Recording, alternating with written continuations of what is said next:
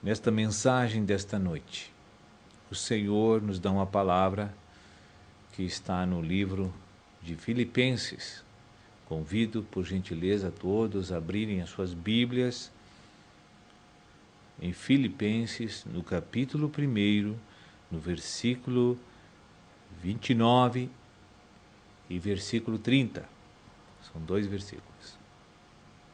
E vamos orar, prestando muita atenção e invocando o Senhor para que a revelação daquilo que Ele quer entregar para nós nessa noite seja extremamente eficaz para a nossa edificação e arrependimento. Porque vos foi concedida a graça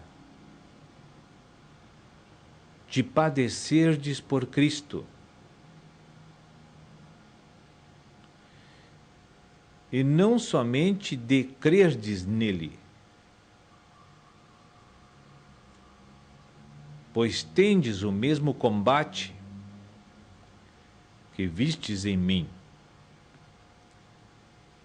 e ainda agora ouvis que é o meu. Amém. Versículo 29. O Espírito, por meio do apóstolo Paulo, afirma algo e nós precisamos aceitar essa verdade de Deus, porque não temos aceitado esta verdade de Deus.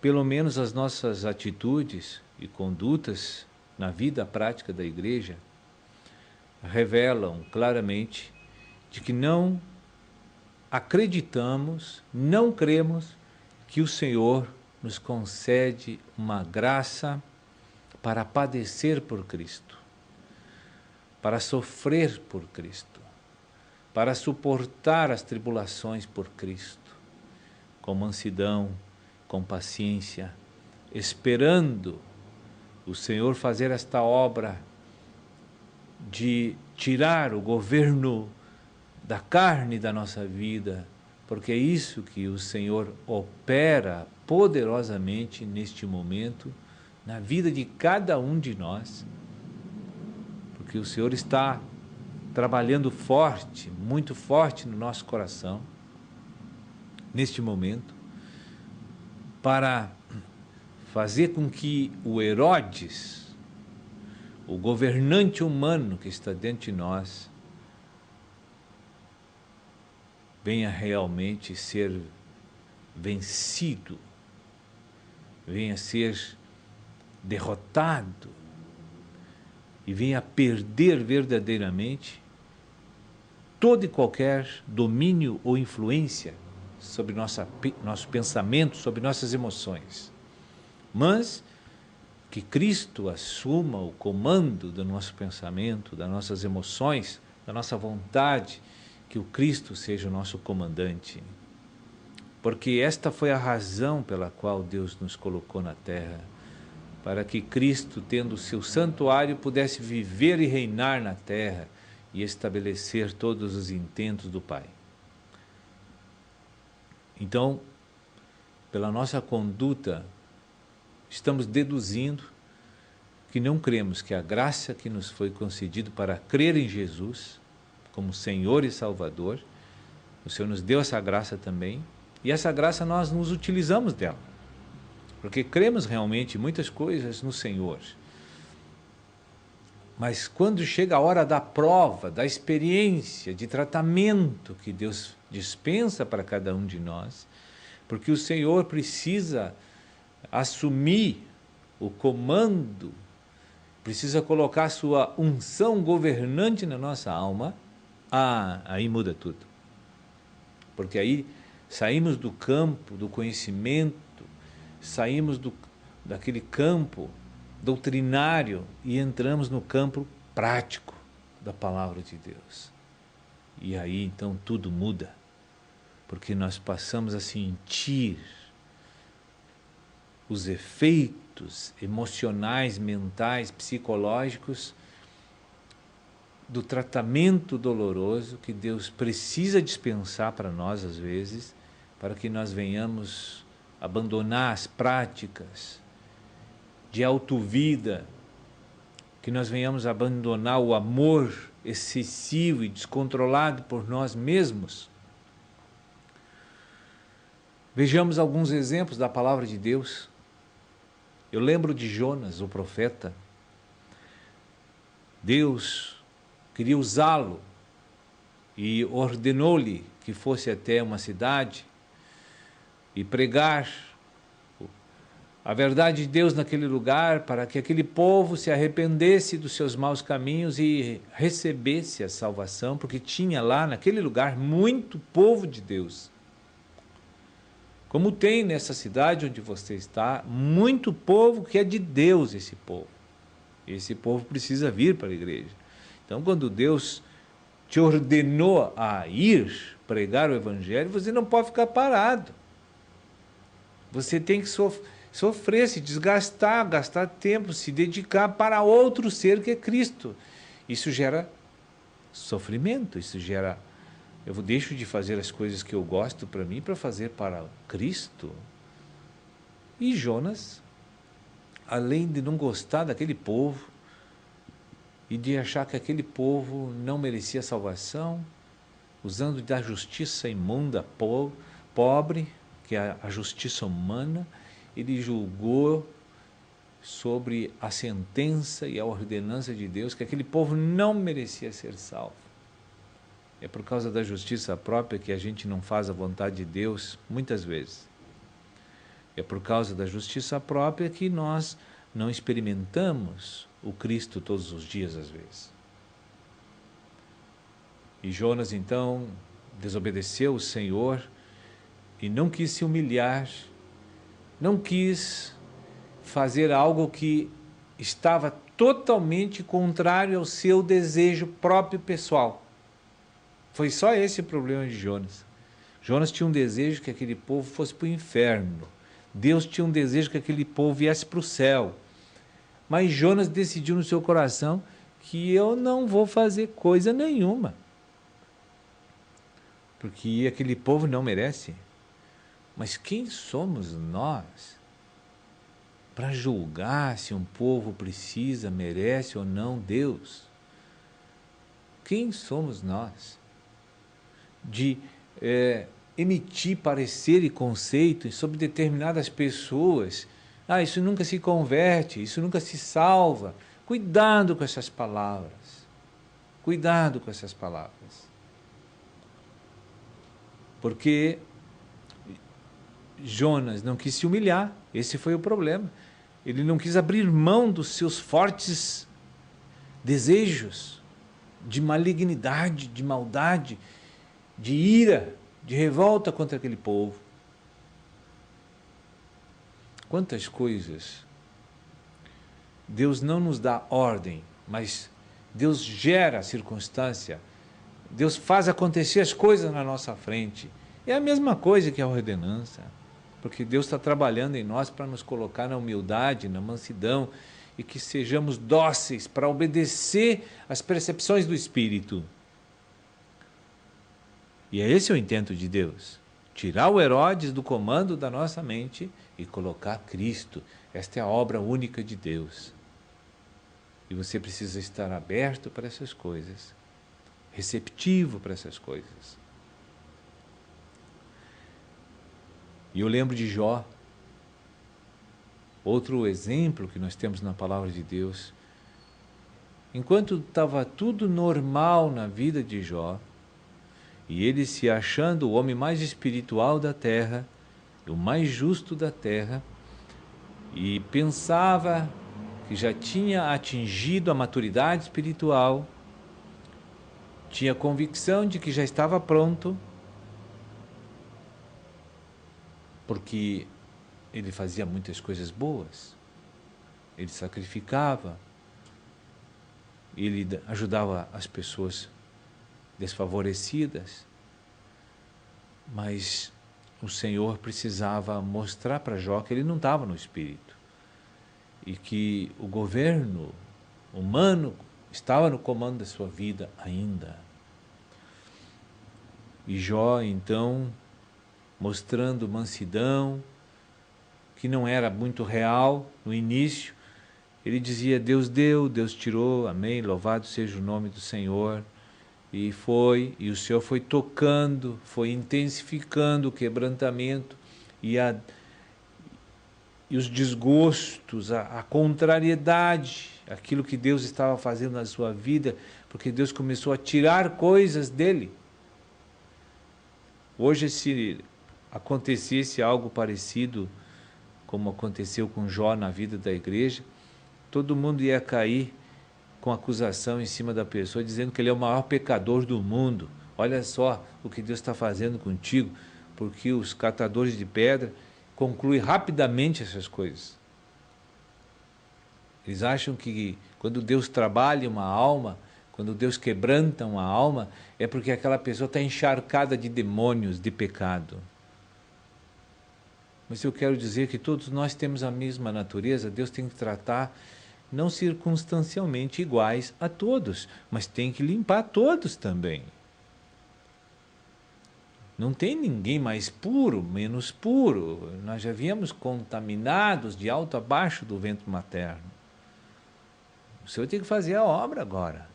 É por isso que você não pode se achar melhor que ninguém, porque tudo aquilo que tu julga os outros, tu estás engolfado daquelas coisas. Só que Deus não permitiu que se manifestasse ainda. É só essa a diferença. Então, de repente, a intensidade do tratamento de Deus foi fazendo com que Jó se desgostou completo da vida. Então, aquele homem justo, aquele homem manso, aquele homem paciente, né? Sumiu. Porque Deus desagradou os seus desejos, as suas paixões, os seus pareceres, a sua justiça própria foi por terra, porque agora Deus estava lidando duro com ele. Tirou o patrimônio, tirou a família, tirou tudo dele, e agora? E aí começou um queixume total, uma crítica uma em cima da outra, uma murmuração sem fim. Amaldiçoou o dia que ele nasceu, e diz que ele é o homem mais desgraçado, mais infeliz da terra, que Deus tinha que matar ele, e que terminou aquele homem que havia um protótipo no coração de Jó. Eu sou bom, eu sou espiritual, eu estou cheio de dons. Como muitos hoje estão pensando a mesma coisa, que são santos, porque Deus não soltou a demoniada que governa eles ainda. Graças a Deus, que tomara que nem solte, que nunca solte, que Deus possa fazer essa obra de nos fazer chegar ao arrependimento sem nos tratar com essa dor, né? Então, Jó começou a se queixar das coisas que Deus começou a fazer. Não aceitou. Não acho justo, Senhor. Não acho justo. Tu não tem motivos para fazer isso na minha vida. Eu fui um homem bom, eu fui um homem temente, eu preguei a palavra, eu dei rancho, eu ensinei a Bíblia para as pessoas, eu visitava os doentes, eu ajudava os enfermos, eu dei remédio para eles, eu paguei médico para eles. Tu não tem direito de me tocar dessa maneira, Senhor. Esse era o lamento de Jó. Essa argumentação diante do tratamento de Deus, isso sim, não poderia ser a verdade, porque aquilo ali era o clamor da natureza pecaminosa, que sentia-se se esvaindo, se perdendo, e a cruz estava pegando, ia terminar, e aí então bota para fora a queixa, a acusação, a murmuração. Não aceita o que Deus está fazendo. Como muitos de nós hoje, Deus fez coisas, porque o homem não faz coisas no reino, Deus faz as coisas. Não importa se elas são boas, se são ruins, se eu acho alegre, se eu acho triste, se eu acho... não importa o que eu pense, Deus faz as coisas na igreja. E se você não tem fé e não tem crença, fé no teu coração para padecer por Cristo, porque suportar isso, compreendendo a soberania de Deus, a autoridade de Deus, o direito de Deus, isso me faz eu padecer por Cristo.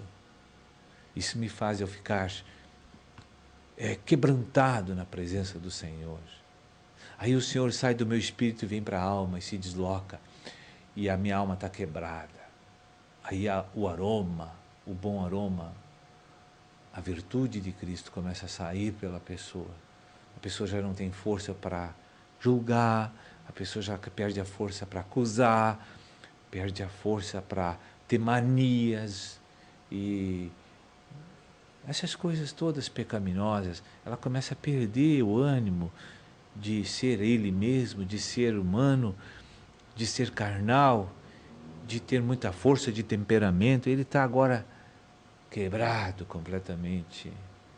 Moisés no deserto, quando achou que não prestava para mais nada, lembre-se disso. Ele tinha uma convicção, uma revelação no seu coração, que não servia para mais nada. Mas para Deus, ele agora era valoroso.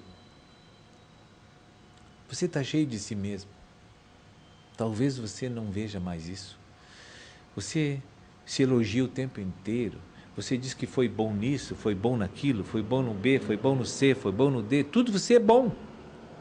Foi maravilhoso no A, no B, no C também. Tudo você é bom. Eu não sei por que Deus te quebranta. Você é tão bom. Se você estivesse no Espírito, por que Deus vai quebrar o que já está quebrado? Me diga, irmãos. Ninguém vai quebrar um vaso que cai no chão, quebrar de novo, porque já está quebrado. Será que você não abre o coração para receber a verdade da cruz? A palavra do reino? Será que você vai lutar quanto tempo contra Deus?